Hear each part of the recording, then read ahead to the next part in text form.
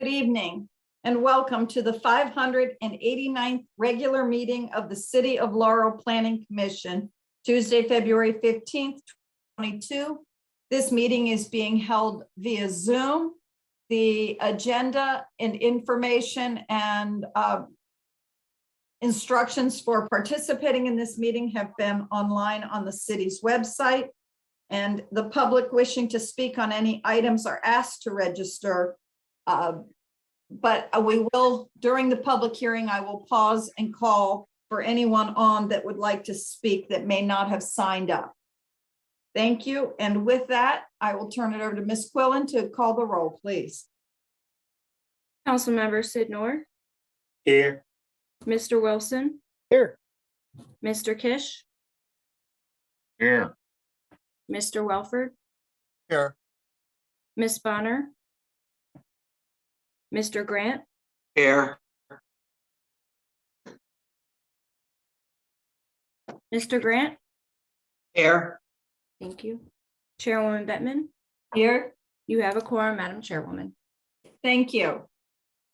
Agenda item 2, approval of the minutes from the January 11th to 2022 meeting.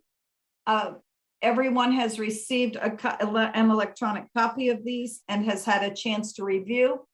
Are there any questions for staff? Hearing none, I will entertain a motion. Madam Chair, I'll move to approve the minutes from the January 11th, 2022 meeting as received by staff. Thank you. And I'll second, Madam Chair. Thank you, Mr. Wilson. Ms. Quillen, if you would please call the roll. Mr. Welford. Yes. Mr. Wilson. Yes. Mr. Kish. Oh, John, you're muted. Yes. Mr. Grant. Yes. Chairwoman Bettman. I will abstain as I was not here, but they were very detailed, and thank you all. Thank you. Motion carries. Moving on to agenda item 3, neo-traditional overlay application number 924 and resolution number 22-03-PC 7222 Contee Road, filed by Ribera Development LLC. Included in this agenda item is a public hearing on the application and final action by the Planning Commission. I believe Director Love, you are going to do this report. That is correct. Good evening, Madam Chair and Commission members. The applicant is seeking concept plan approval to develop a 63-unit townhouse community, which will include open space, recreation area with a tot lot, central gathering sitting area, complete sidewalk system throughout, and stormwater management on the properties known as 7222 and 7302 Contee Road. The total amount of land that will be developed is approximately 7.6882 acres. The applicant previously was approved to rezone the property from R5 to RT. Under the neo-traditional overlay, a project can propose modifications to the code for aspects of development. The applicant is proposing several modifications, which include to the minimum net lot area, minimum lot width, lot coverage, green area, and setbacks, which will be further addressed in later applications. Staff recommends that the City of Laurel Planning Commission recommend approval to the Mayor and City Council for neo-traditional overlay concept plan 924 with the following conditions. The applicant shall obtain plat of consolidation approval from the City of Laurel Planning Commission. The applicant shall obtain forest conservation plan approval from the City of Laurel Planning Commission. The applicant shall obtain preliminary subdivision plan approval from the City of Laurel Planning Commission. The applicant shall conduct a traffic analysis for the proposed development which shall demonstrate traffic adequacy under appropriate and accepted standards, and which shall be submitted to and approved by the appropriate city staff prior to final neo-traditional overlay plan approval. The applicant shall obtain final neo-traditional overlay plan approval from the City of Laurel Planning Commission. Thank you, and now I'm going to hand it over to Mr. DeVito and the applicant's team to make a presentation.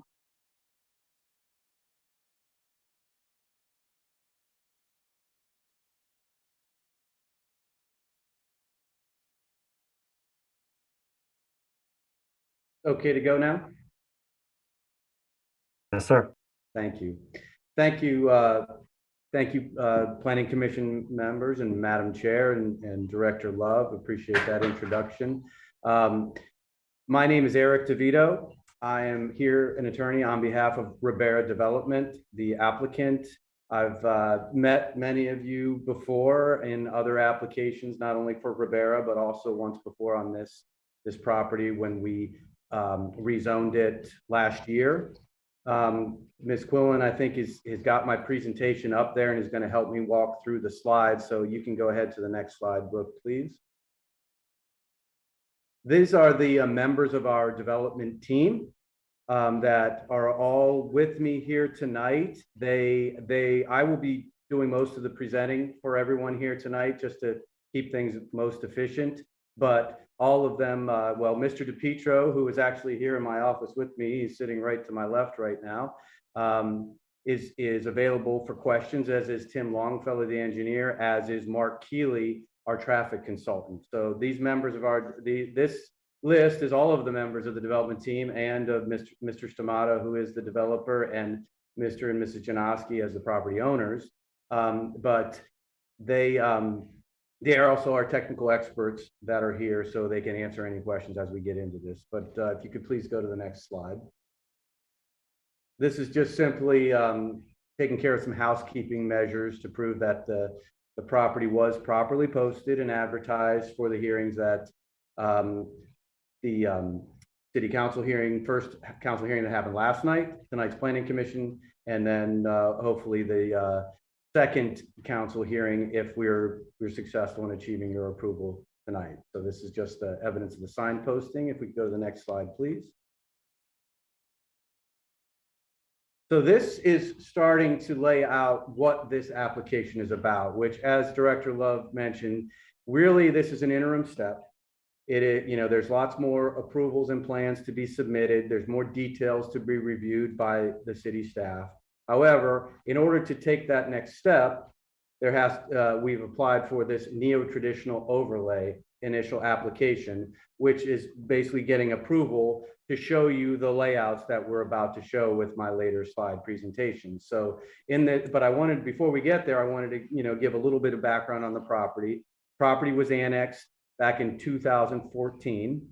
It's like many properties, when they come over, they wait for the 5-year hold period when they come over from the county, which this property did. And then last year, as I mentioned, we sought a rezoning to the RT zoning that it currently is. That came before the Planning Commission. I gave that presentation. It was approved by the Planning Commission and the City Council. After we had some, if you recall, we had some discussions with the Islamic Center representatives. We addressed their concerns. We worked well with them. They were satisfied with where we ended up. In fact, we helped facilitate the Islamic Center to purchase the property on the other side of them next to Contee Crossing. We can talk a little bit more about that later, but that was what happened with a rezoning. Why are we seeking this neo-traditional overlay? Basically, it's allowing sort of the more of the classical design in the streetscapes with the picket fencing and the front yards, front porches facing the main road. It allows clustering to preserve the environmental areas, which you will see with our later slides. We are preserving over 55% of the site in green space. The neo-traditional overlay allows this clustering to preserve those spaces and for the layout that we're proposing. Again, we presented that before with the rezoning about the housing trends in the city of Laurel. We believe this neo-traditional overlay and the proposed plan meshes well with what's happened in this area of the city. It's going to look very familiar with the Avery Place subdivision just down the street with the Anderson's Corner and West Side. This overlay is going to be in keeping with the character of some of the newer developments in that area. So if we could go to the next slide, please. This is the layout of the property. It shows you the top left shows you some of the streetscapes that I mentioned with the fencing and the brick fronts and the neo-traditional feel. There's some facings of the townhouse structures that are representative of what might be built here to show the brick fronts, the more classical design. There will be a tot lot in the middle of the community for the residents. There'll be walking trails. There will be sidewalks that will sort of integrate this with to connect to existing sidewalks to make it pedestrian friendly. If we could go to the next slide, please. This exhibit highlights what I mentioned before. This is 55, what I mentioned before, that 55% of the site is being maintained as green areas, both with the stormwater management, through maintaining existing forest and the plantings and the buffering to the Islamic Center property. You can see as you get closer to Contee Road, the buffer gets wider. Well, that was as a result of discussions that we had with the Islamic Center, and we accommodated their requests to push those units away from their property, which we have done. The other buffers to the property are the units in the back of this layout have significantly large buffers and distancing from the nearest houses. I think the closest any house would be is somewhere in the 80 feet range, which is, when you take into account the mandatory buffers plus the actual distance based on natural features, these units will be spaced a good bit away from the closest neighboring houses. You could go to the next slide, please. This next slide it highlights a couple of different features. One, it shows you sort of the unit types, which to the neo-traditional look, to have that fencing in the front of the houses facing Contee or Old Contee. What that does is it makes you have rear alleys. So a lot of those units you will see up near Contee are rear entry townhouses. So that's showing you where the garage and the parking is in back. Gives a much cleaner look to the community to the front streets there. This also highlights where the parking will be. Not only will be the garage spaces and the driveway spaces, but the purple you can see are the actual on-street parking spaces, so available for visitors and overflow parking. And I know there was a comment in the staff report that mentioned they didn't think they questioned how much off-street parking would be available, and I think the number they had was considerably lower than what we actually will have. As this will show, there are 26 off-street parking, in addition to all of the garage spaces and all of the driveway spaces. There are additional 26 off-street parking spaces, and I think the numbers on here, it is total parking provided for the community under this layout is, I believe, I'm blowing it up on my screen so I can read it, is 278 parking spaces all in all. So it's a very high ratio, higher than a lot of subdivisions probably have, if we're comfortable with that ratio. I know Tim Longfellow's on the phone, and if you want to know the exact parking ratio, he can chime in. So I certainly welcome that question later. If we could go to the next slide, please. This slide was just one we wanted to use to highlight sort of that, what I mentioned before, how the integrated sidewalk system. If you see in red, it sort of shows how the pedestrian movements would be in this community. And then it will connect all the way over to that existing blue sidewalk, where you can see the arrows, where you could literally walk out of this community, out of the sidewalk system, connect to the existing sidewalk along Contee Road, and get all the way over to existing bus stop over on Bell Chase. So that's what this is meant to highlight. The park that is shown on this, just to the south of the development, is the park area that Ribera, John Stamato, donated to the city as part of the Anderson's Corner project. Those fields aren't there today, but it's certainly a concept plan that is buildable and something that I know is in possible long-range plans, but I just wanted to show you the proximity of this development where it would be to that recreational areas if they're ever developed. You could go to the next slide, please. So this is more details on this neo-traditional overlay in the conformance and why we're asking for it. I won't read all of this to you. A lot of this was in the staff report just to show the evidence of what this application is doing that is in conformance with the neo-traditional overlay, why we're eligible for it and how we're meeting it. I talked about the amenities before with the walking trails, the tot lot. The next one I just wanted to point out is building heights, densities, lot sizes, and coverage. Well, one, for building heights, we're going to meet the heights of the underlying RT zoning district. So that's not an issue. I wanted to point out that this property is owned over 7.6 acres. So under the RT zoning, the density allowed, permitted density is 10 units per acre. So that could be 76 units of density.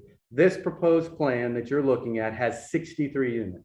So it's 13 units less than the maximum allowed density of the RT zone. So the neo-traditional overlay is not allowing the applicant to increase density over what the underlying zone would be. The neo-traditional overlay is for the things that I mentioned before, the clustering, the preserving environmental features, the enhanced streetscapes, and it's not getting any additional density. In fact, like I noticed, it's 13 units less than what the max allowed is. So I just wanted you to be comfortable that that's not what the neo-traditional overlay is allowing this applicant to do, not increase density over legally allowed. Landscaping and preservation, I showed you those exhibits before, and the 55% I mentioned, the screenings, the bufferings, there will be, the mandatory 20-foot buffers all around the property, which is the minimum. In some areas, it's greater. There will be fencing. There will be some other screening that will be implemented throughout the way. And again, that all gets fleshed out as the plans are developed. Traffic circulation and adequacy of public facilities. There have been preliminary sewer studies done. There are no issues that our engineers have brought to our attention. A preliminary traffic study has been submitted to the city. No adverse impact has been noted that this property there's capacity in the existing roadways and will not put anything to be failing because, but I know there was a question at last night's council hearing by the member of the Contee Crossing raising questions about the traffic study and how we may have made this claim that there is no impact to the surrounding areas. Well, I mean, the exact word is there's no adverse impact. And the reality is that our traffic flow is not going to negatively impact their community. And I have another exhibit later that I can show that highlights that. But basically, we have been in contact with the Contee Crossing community to address questions that they have, and we've been working privately with them, and we'd be happy to discuss this traffic issue with them more, which really is not my firm belief, and what all of the experts that I've spoken with on our side, it's not really our issue. We understand and are sympathetic to what the issue that Contee Crossing raised. We are not really contributing to that. It's more of an issue of the existing developments in the area and where they have to make a U-turn that they're having to deal with. That's not real. Our traffic is not impacting that. But we have some ideas and thoughts, and we will talk privately with them to hope to give them some of our ideas and thoughts on it. The utilities within our property will be underground. I wanted to point that out, and obviously the transit oriented. We talked about the sidewalks, and then the existing road infrastructure in that area is pretty substantial, and we will not be negatively impacting that. If you could go to the next slide, please. This is just, you may recall, this is actually the same slide that I presented during the rezoning hearing that shows you some of those housing trends in the area. That's Avery Place, that's Anderson's Corner, and that's West Side. Again, it's just to give you a feel for that the newer developments that are in very close proximity to this property. I will go ahead and Brooke, if you have that last slide, I'm not sure if you have it queued up, but this is what I was mentioning before. I mean, if you listen to the council, and I know Councilman Sidnor, you were there last night and you heard something that was expressed by Contee Crossing. The yellow line is what Mr. Glenn Brown was referring to at last night's council hearing. The traffic coming out of Contee Crossing has to come out, they take their right, and then they do that U-turn to continue to head east or southeast on Contee Road. If you can see the red lines, that's the traffic flow from this development. It's not getting anywhere near the Contee Crossing entrance.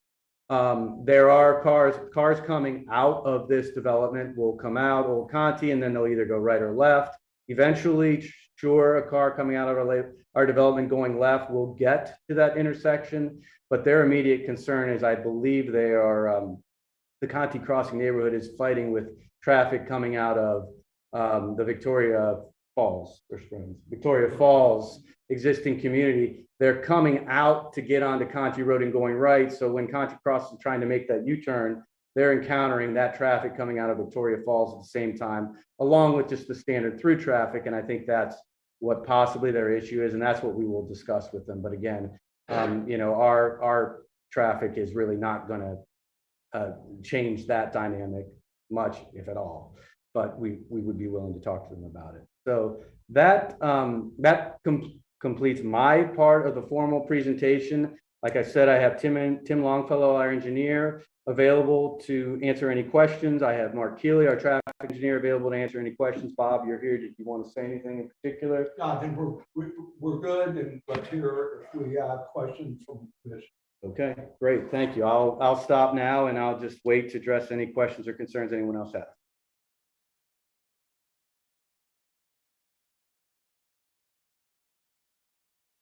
Madam Chair, you're muted.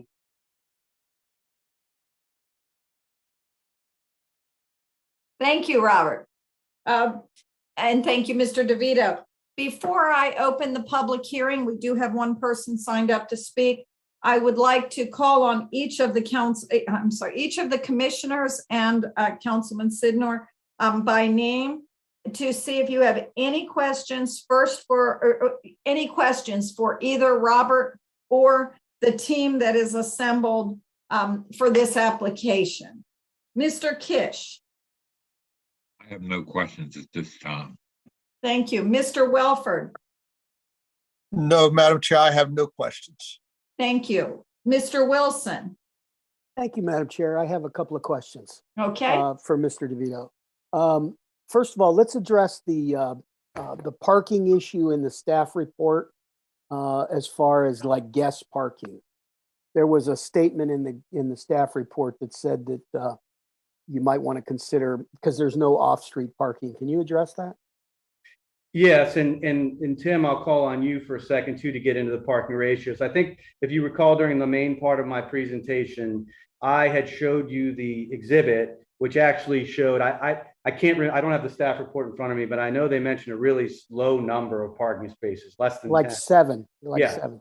And I think if you recall the exhibit that I showed earlier, there are actually 26 off-street parking spaces that are planned and programmed. So it's not 7, it's 26.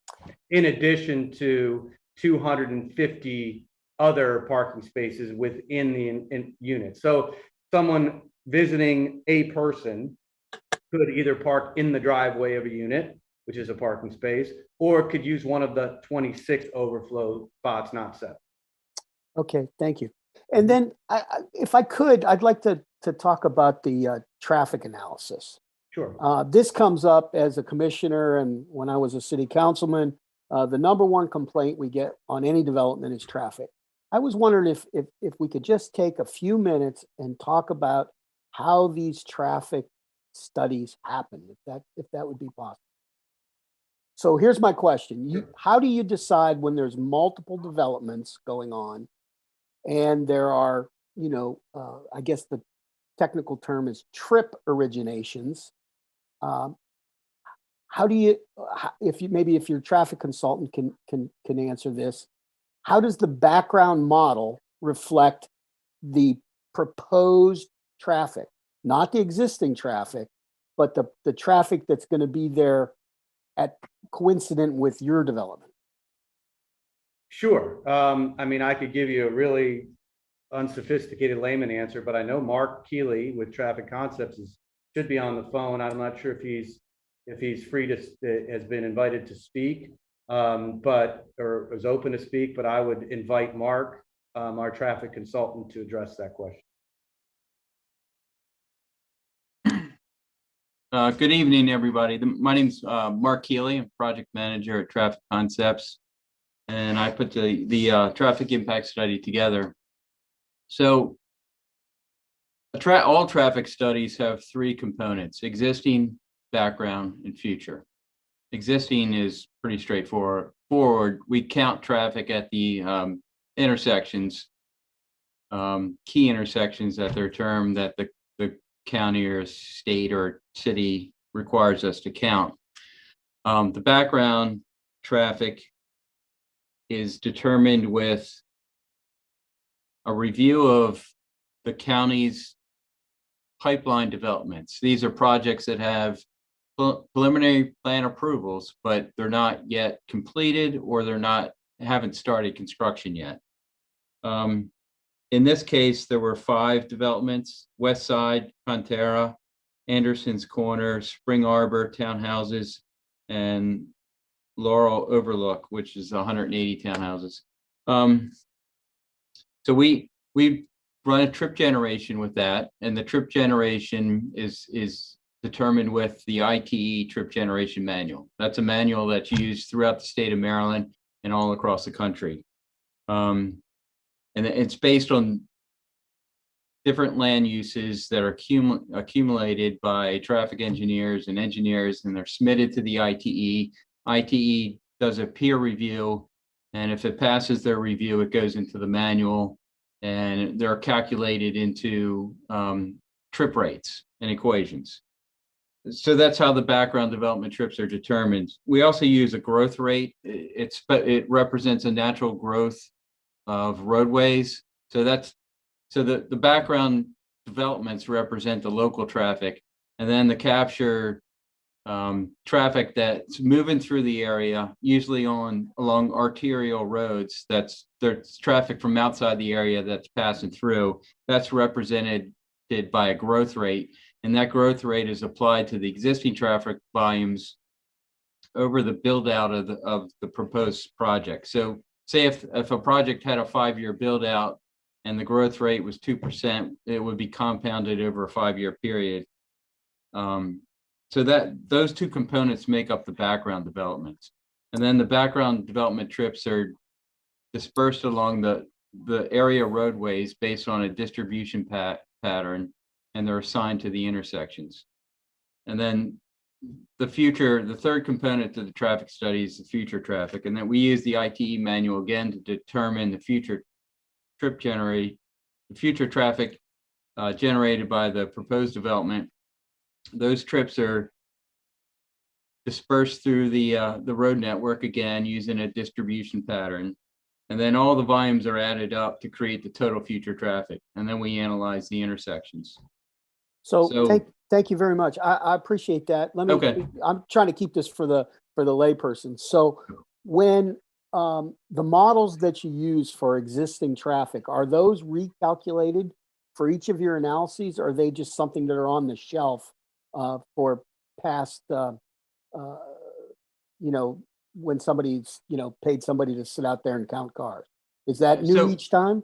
Yeah, so we use cameras. We put cameras up to count the vehicles, and then so we collect we count the intersections first of all from in the morning peak hour from 7 a.m. to 9 a.m. and then 4 p.m. to 6, and then somewhere in that 2-hour time period is the peak of the. I'm with you. I'm with you.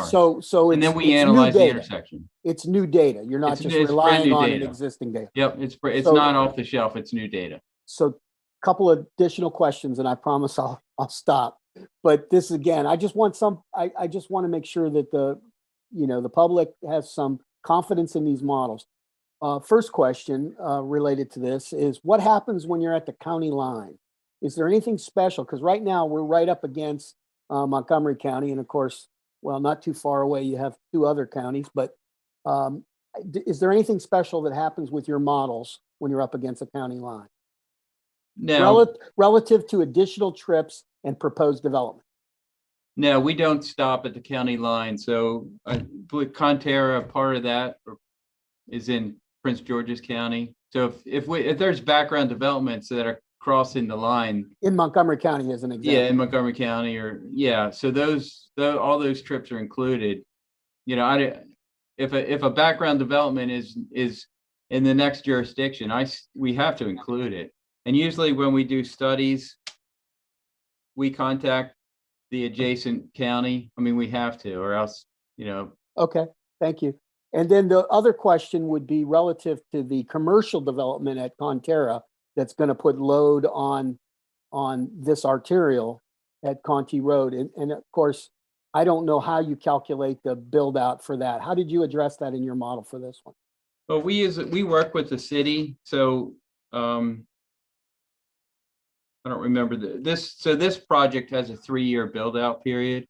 So we estimate, based on different phases within a development, what phases we include that represents what could be built out in 3 years. I mean, obviously, large development, Contee has multiple years, many years of build out. So it's been 60 years in the making. Yep, a long time. So we try to include only those phases that realistically could be built out within our design year. Okay. Thank you very much. I appreciate your time, sir. You're welcome. Madam Chairman, if I could I ask Robert a question? Absolutely. Mr. Love, relative to the traffic study, has your department reviewed the traffic study and you have confidence in it? We are currently reviewing it, so it was not actually required at this point within the application process, and is actually given it to us after things were sent out to various departments and so forth. But ourselves, and especially Department of Public Works, are reviewing it currently to make sure that it aligns with it. It was not required at the concept plan I understand. portion. Yeah. So far, we haven't seen any irregularities, but like I said, we are still reviewing it. We rely heavily on DPW and their engineers to review over it. But and our DPW is comfortable at the point when they have to render an opinion. They will be comfortable of understanding the process and the models, and especially the future development, because this Contee Road is going to be the new Route 1, right? Oh, right. Everybody's on this thing, and we got, of course, the hospitals on the other side of it. And I just want to make sure that we're doing as good a job as we can, understanding the future development of along the Contee Road corridor. Absolutely. They are very aware of the traffic picking up on Contee and what's going on along there, and future developments that are coming along. We have full faith in DPW to do that. A lot of times with these traffic studies, there's a lot of, even back and forth that go on with number. We check everything to make sure that it aligns with what makes sense for the development, but for the city as a whole. Director Love, do you know if DPW has traffic engineers, or do they bring in consultants? They do have traffic engineer. Christy Fang is able to actually look over that, and who's the assistant director out there. She does have previous experience. I believe she actually worked for SHA for some time, so she does have previous experience with that, and she does a lot of the review for that.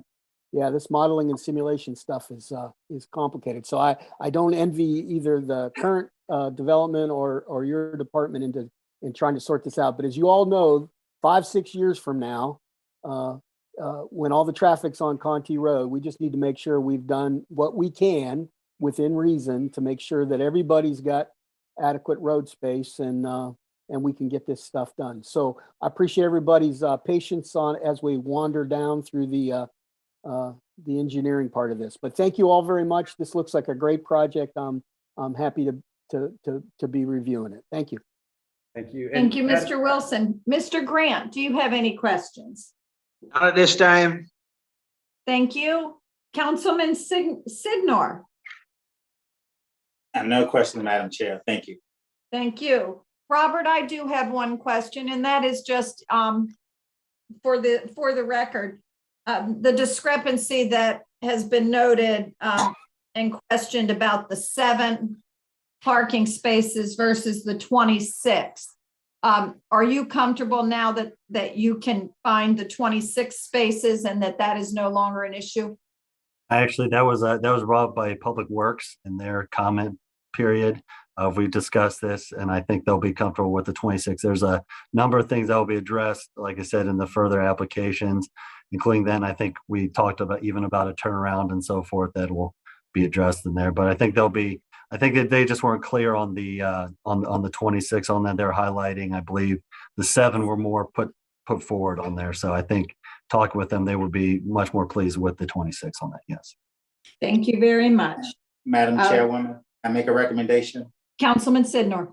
Yes, Mr. DeVito, can you have your traffic engineer explain that process like he just did to the city council meeting on the 28th? Because total transparency, I just learned a lot today from Mr. Wilson asking those questions. So I don't know if my other councilman would know this information, but I would like that he explain to them as well, just like you did today, if that's possible. Sure, no problem at all. I mean, if you're a glutton for that punishment one more time, I'm glad to have him do it. No, I think Councilman Sidnor, thank you for that. And Rick for the question, because I too, it is nice to hear, and it's the way that it was explained. Mark, thank you very much. It applies to pretty much the whole city. It's not just about this. It was done very well. Thank you. What I'll do, Councilman Sindor, I will make sure to pass it on to the clerk to make sure that we'll make that time during the meeting. Mark Keeley, can I have your address for the record, please? Oh, sorry, Brooke. Yes, it's 7525 Connolly Road, Hanover, Maryland. That's Suite B 21076. Thank you. You're welcome. Thank you. At this time, I would like to open the public hearing at 6:37 p.m. I do have one person signed up, Mr. Ben Gray. Mr. Gray, welcome, and you have the floor. Yes, good evening. Can you hear me? Yes. Outstanding. I'm actually the HOA president for Contee Crossing, and we have several concerns, and it's probably a combination to dealing with the builder, the city, as well as maybe whoever controls Contee Crossing, the road itself. Looking at it, first of all, we was actually looking at maybe water runoff problems, because currently right now you have a lot of forestry there. So when you start actually removing all of the trees and so forth in the soil, that water has to go somewhere. So we're not sure how that would actually affect Contee Crossing. Because currently we have water problems on our outer edges that's running rapidly. But we're not sure what's going to be done to address that. Okay, Mr. Gray, if you would like to list your questions, please continue. And then I will ask Robert to, number one, let us know if those are in this part of where we are. For example, we didn't really discuss the water runoff and things like that. So you continue your questions, and then Robert, if you'll write them down, if you will address each of those, and we'll find out whether this is the time. But Mr. Gray, thank you. I'd like to make sure we get your questions on the record. Please. Okay, that's fine. Thank you so much. And the next question will be the actual cost of the housing units, each housing unit per se. Because we're thinking roughly $550, $600, but we're not sure. We don't want to get into a situation where we're actually having developers developing properties in the low threes, maybe 400s. So we're looking at property value, long-term property value. That'll be the next issue. And then I think the other issue was connecting up to the front footage. Because currently we have our own units connected up as a front footage feed per se. So we're not sure if that's connected up to our line or not going down to Route 1. It's like all of the infrastructure that's actually built for Contee Crossing, would that be connected up to the new developers? I think I lost you. Do you Robert, do you understand that question? I'm not sure that I do. Could you explain that a little bit more, Mr. Gray? Basically, if you're looking at WSSC, when they actually build the developments, they come in and they put down a whole bunch of conduits for water runoff per se. Is our unit going to be separate drainage wise than the new builders? Okay. Does that make sense? I believe that made sense to me. And again, I think Robert's going to let us know whether the water and environmental stuff is part of today's report or whether that will come. So right now, Mr. Gray, I have three things. The water runoff as the first question, the cost of the units of housing, and the connecting to the front footage, the WSSC infrastructure. Right. And my last concern would be, and the builder actually addressed the part of it, when we actually come out of development, we need to make a U-turn. Is it possible to have a light at that, some type of development there where we can actually have a light coming out of Contee Crossing that synchronizes with the light that's already there? Mr. Because Gray, right now I was just going to say, Robert, you could answer that, but Mr. Gray, that would not be relative, I don't believe, to this property. I think you've got quite a few in between this, but that is something that working with your council members and the city offices to raise and have studied and things like that. But let me Mr. say Gray, this. I'm sorry. No, that's fine. I understand what you're saying, but our concern is basically there's a blind spot. Not even for Bell Crossing itself there. If you're coming down Contee Road, headed down towards Route 1, at our intersection, and we try to make that U-turn because of the grading of Contee Crossing itself, you can't even actually see the distance that's cars are actually coming down. So that's a concern. Mr. So that's Gray, part of the whole traffic study. No, I was just going to say, Mr. Gray, I am familiar. I do use I live over in Wellington, over off the Cherry Lane part. And I do, as Rick says, Contee is becoming the new Route 1. And I do understand the concerns of your development and the things like that. So I think with the HOA and maybe, again, setting up some meetings with your council members in the department to talk through, because there is so much other stuff going on there. Robert, how about I turn it over to you to address those things that relate here and whether Mr. Gray will be seeing and hearing some of those things in the future related to this property and this application. Thank you. Yeah, thank you, Madam Chair.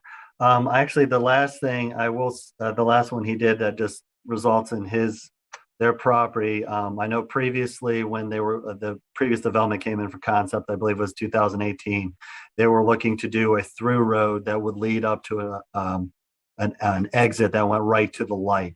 I think anything that comes forward regards to that, we would be looking to do the same thing to address that. So there's not so much that turnaround, but that's for another, like we said, that is for another application process.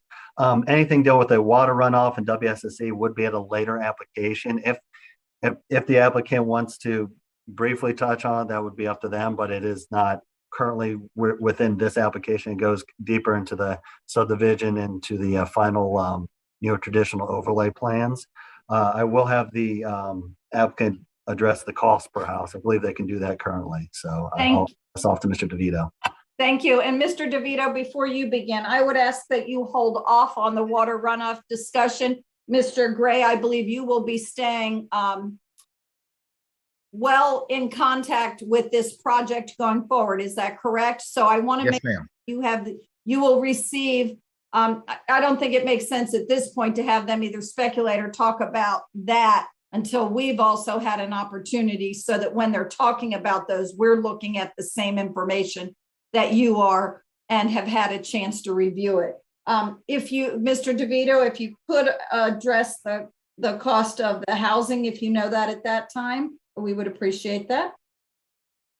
Yeah, I mean, we don't have pricing yet, obviously, because it's very preliminary. I think the pricing is going to be in line with probably Avery Place, and just to put a ballpark, it'd probably be 500,000 and up. So I think Mr. Gray's concern of $300,000 houses, that's not going to happen. They're going to be higher end townhouses, and like I said, pretty close to what the Avery Place, which is probably a pretty good comp. And I know those are in the high fours, low fives right now. Yep. And this is going to be even, 3 years. I think 2-3 years from now is when these would come online. So the prices would probably even escalate. Thank you. Mhm. And Mr. Gray, thank you very much. And we look forward to your participation in the follow-up hearings, and we'll make sure that you are continue to be notified. Thank you so much. Thank you. And Madam Chair, I do have some closing comments. I don't know if that's appropriate. But Hold on 1 second. Thank you very much, Mr. DeVito. Before I turn it over to the applicant, I do not have anyone else currently signed up for this application. Is there anyone on the line wishing to speak? Hearing no one, I will close the public hearing at 6:45, and I will allow the applicant a very brief amount of time to summarize, and then we will see if there are any questions from commissioners and take a vote. Thank you. Thank you, and I will be very brief. And one, I like to thank Mr. Gray for coming out tonight and speaking. We have I would say about a week ago, we did receive a communication from Glenn Brown, I believe is also in Contee Crossing, who spoke last night, provided some of the same exact questions to us. We do commit to, we got our engineers started on them. Most recently, just a couple of days ago, we got some preliminary information. We certainly will provide whatever information we can to help them, get these questions answered. We're certainly not going to wait till the later phases. When we do the final plans, as soon as we know more, we'd be happy to share it, and we will. And we appreciate them reaching out to us. The other thing I wanted to point out too is in what Mr. Wilson pointed out. I mean, the traffic impact study, we weren't really obligated to do it at this point in time. I credit the developer and the consulting team here for getting ahead of it and getting this out early, because we knew there would be a lot of questions about it, as obviously there are. So I'm glad we did it to be a bit proactive, to have those answers. Obviously, traffic is very near and dear to everyone. So, and I'm sure it'll come up at the council hearing again. But just in closing, thank you all again for your time. We ask for your approval of the neo-traditional overlay and recommendation moving forward to the county council or to the city council. And then, so that is our ask this evening, and we hope you've had all of your questions answered. Thank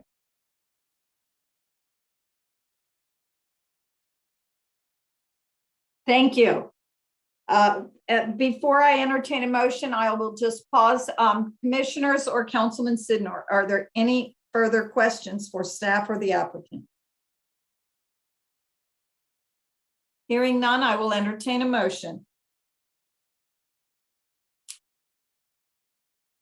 Madam Chair, Mr. Wilson. I will move to recommend approval of the neo-traditional overlay application number 924 and the accompanying resolution number 2203-PC for 7222 Contee Road as filed by the applicant with the staff report included. And I just want to say thanks to everybody for this. And I believe that this neo-traditional overlay goes back to Mr. Brendel's era, I think, in our system, planning commission system here. So I think it's an excellent tool, and I'm happy that the applicant is using it. Thank you, Mr. Wilson. Do I have a second? I'll second Mr. Wilson's motion. Thank you, Mr. Welford. Ms. Quillen, if you would please call the roll. Oh, I'm sorry, Ms. Quillen, I just want to clarify. And thank you, Larry, I saw that you were on, so thank you for being on. The only thing I want to clarify for the record is that our agenda shows 7222 Contee Road. However, the staff report shows 7222 and 7302, as does the presentation. Can we clarify that so that the motions are in sync with what the legal process is? Absolutely, Madam Chair. And that can be also clarified in the minutes of the Okay. meeting as well. So I think that would be fine. Absolutely. Thank you. Certainly. Ms. Quillen, if you would please call the roll. Mr. Wilson, Yes, Mr. Welford, Yes, Mr. Kish, Yes, Mr. Grant, Yes, Chairwoman Bettman, Yes. motion carries. Thank you, and thanks to everyone. Stay warm, and this meeting is adjourned. Thank you, everyone.